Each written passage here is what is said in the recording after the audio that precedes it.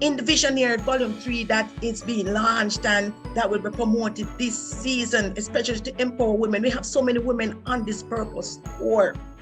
Persons will be able to see how we, even through our books, can impact communities. We don't know what kind of non-profit organization can come out of our book.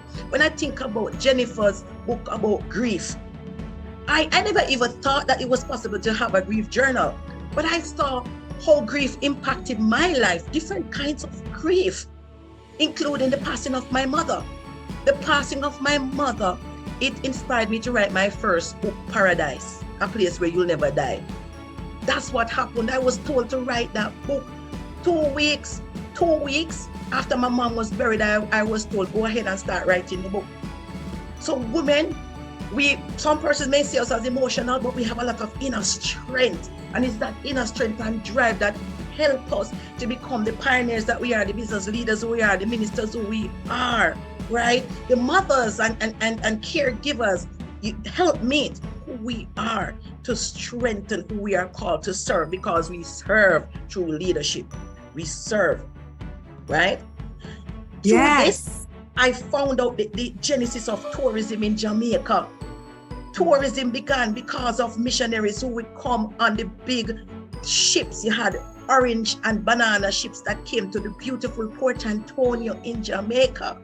And when the missionaries would come, they would write about the beauty of Jamaica, how many ferns, silver and different color ferns, and the flora and the fauna and the waterfalls, the botanicals. They spoke about the gardens, they spoke about the mineral springs, the rivers, the beautiful beaches. They didn't just sell sunsea and sand as we see in tourism today in Jamaica.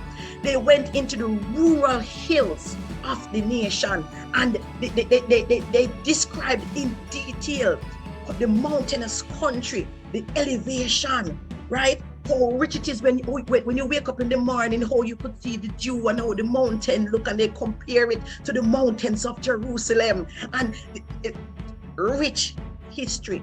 They share in the pain of the people in Jamaica about what slavery did to us.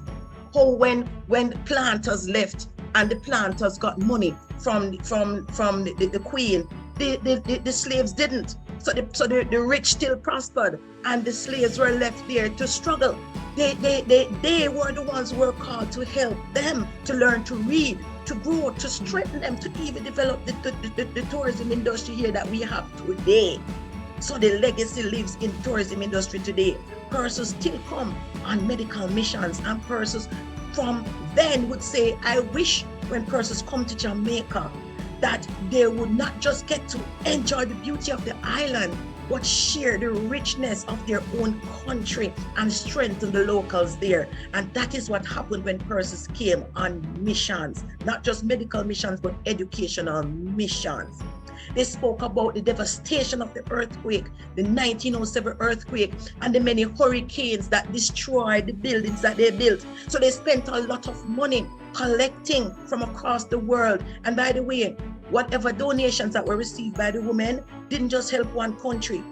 It had to feed the ministers, it had to help the leaders, and it helped various countries. And they were accountable.